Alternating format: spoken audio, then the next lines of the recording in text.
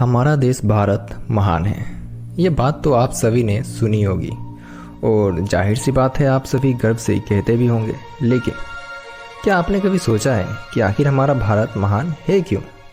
क्या इसलिए कि हम वर्ल्ड की सबसे ज़्यादा जनसंख्या वाली देश हैं, या फिर इसलिए कि हमारे देश में आज भी जातिवाद खत्म नहीं हुआ, या फिर इसलिए कि हम आज भी नेताओं का रिपोर्ट कार्ड देखकर नहीं बल्कि उनकी जातिवाद देखकर उन्हें वोट देते हैं? हम माना कि हमारे देश में श्रद्धा और निर्भया जैसे घटनाएं देखने को मिलती हैं। हम माना कि हमारे देश में चारों तरफ ना सही पर कुछ हिस्सों में अब भी बेशुमार गरीबी है। हम माना कि हमारे देश में पार्लियामेंट में बैठने वाले नेता ज़्यादा पढ़े लिखे नहीं हैं, कुछ थोड़े मोड़े पॉलिटिकल इशू हैं, करप्शन है बस। तो आखिर हमारा भारत महान है क्यों? Why India is great.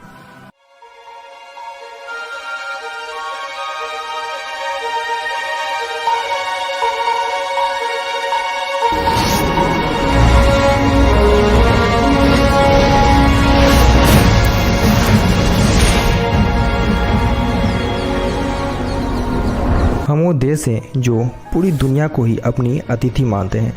हम वो देश हैं जो सच्चाई को अमल करने के लिए महाभारत जैसे महायुद्ध से दुनिया को बुराई के खिलाफ लड़ना सिखाते हैं, और वहीं दूसरी तरफ शांति और सच्चाई का प्रतीक गौतम बुद्ध जैसे महान हस्ती को दुनिया के सामने रखते हैं। हम वो हैं जो इतने जातिवाद और हिंदू मुस्लिम होने के बावजूद भी दुनिया की लार्जेस्ट डेमोक्रेसी हैं।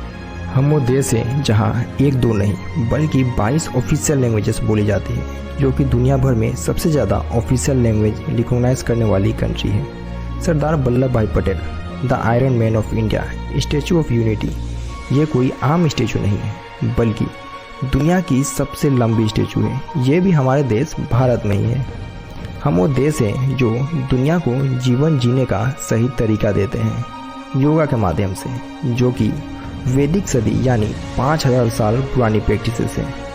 और जब वेदों की बात कर ही रहे हैं तो हम आयुर्वेदा को कैसे भूल सकते हैं, जो कि विदाउट एनी केमिकल इंग्रेडिएंट्स लोगों को स्वस्थ रहना सिखाती है। और आज दुनिया भर में लाखों करोड़ों लोग इसके तरफ आकर्षित हो रहे हैं। अगर इंडिया के एंसेंट लोग ब्रह्मगुप्त, आर्यभट्ट, चाणक्य जैसे लोग अगर ना होते तो आज हम शायद मॉडर्न साइंस में इतनी तरक्की ना कर पाते। ये मैं नहीं कह रहा हूँ बल्कि the great scientist Albert Einstein ने कही थी। जहाँ हमारे ग्रेट मैथमेटिशियन ब्रह्मगुप्त ने 1628 AD में जीरो की खोज करी थी, और वहीं आर्यभट्ट ने जीरो को डेसिमल सिस्टम के साथ प्रयोग करना सिखाया था, और ट्रिग्नोमेट्रिक जैसे साइंस, कोस, थीटा के बारे में दुनिया को बताया था। हमारी धरती ने दुनिया को एक नहीं बल्कि चार मेजर रिलीजन्स दिए, चाहे वो हिंदुइज्म, बुद्धिज्म, जैनिज्म हो या फिर सिखिज्म हो। ये सभी के सभी हमारे देश भारत से उत्पन्न हुई है। हम कहने को तो हिंदू मेजॉरिटी कंट्री है, लेकिन दुनिया की सबसे ज़्यादा मस्जिद भी हमारे देश भारत में ही है। जहाँ एक तरफ क्रिसमस की सेलिब्रेशन होती है, वहीं दूसरी तरफ घरों में दीपावली के दिए जलाए जाते हैं। जहाँ एक तरफ मस्जिद में नमाज पढ़ी जाती है तो वहीं दूसरी तरफ एक दूसरे को रंग लगाकर होली की बधाइयाँ दी जाती है। वो देश है भारत।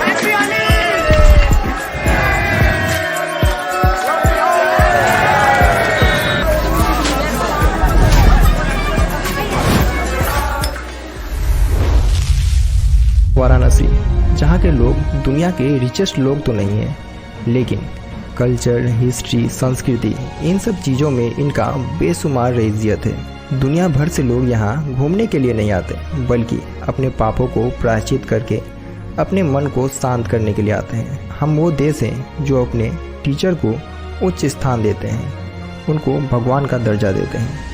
अतिथि देवो भव, ये फिलोसफी भी हमारे ही देश की देन है। गोल्डन टेम्पल ऑफ इंडिया दुनिया की एकमात्र ऐसी प्लेस जहां हर रोज 1 लाख से भी अधिक लोग हर रोज आते हैं बस इसे एक झलक देखने के लिए। और वहीं दुनिया की सबसे बड़ी स्कूल भी हमारे देश भारत में ही है। हम वो हैं जो कि हर जीव को पूजा करते हैं, और एक सींग वाला गेंडा भी हमारे देश भारत में ही पाया जाता है, जो कि असम के काजीरंगा नेशनल पार्क में पाए जाते हैं। हमारे देश की महिलाएं बॉक्सिंग, रनिंग, लिफ्टिंग में गोल्ड एंड सिल्वर मेडल आती है।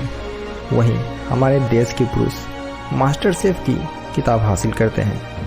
जब गेम की बात कर ही रहे हैं तो हम क्रिकेट को कैसे भूल सकते हैं। हमारे देश में चाहे वो रिक्शा वाला हो या फिर किसी आईटी कंपनी में बैठा कोई शख्स हो, क्रिकेट का ज्ञान तो हम सब रखते हैं। भले ही हमें ठीक से बल्ला पकड़ना ना आता हो, लेकिन हम सचिन और धोनी को ये बताते हैं कि बॉल को स्टेडियम में कैसे पहुंचाया जाता है। और हाँ, दुनिया की सबसे ऊंची और बड़ी क्रिकेट ग्राउंड भी हमारे देश भारत में ही है। चेस और सांप सीढ़ी ये तो आप सभी ने खेली ही होगी, ये भी हमारे देश भारत की ही देन है दुनिया को।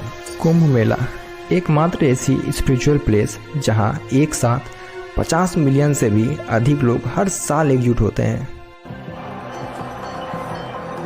आपके शर्ट में बटन हो या फिर माथे पे लगाने वाली शैम्पू हो, और साथ ही साथ डायमंड, ये सभी चीज़ें हमारे देश भारत में इन्वेंट हुई है। और ये लिस्ट यहीं ख़त्म नहीं होती, ये लिस्ट अभी काफ़ी बड़ी है और एक वीडियो में हम इस लिस्ट को बयां भी नहीं कर पाएंगे। लेकिन दुख की बात तो ये है कि धीरे धीरे हम अपनी देश की कल्चर, डिग्निटी, ग्रेटनेस को भूलकर वेस्टर्न कंट्री से इन्फ्लुएंस होते जा रहे हैं। और कहीं ऐसा ना हो जाए कि हमारे देश भारत महान है, ये कहने के बजाय हमें ये कहना पड़े कि हमारा देश भारत महान था।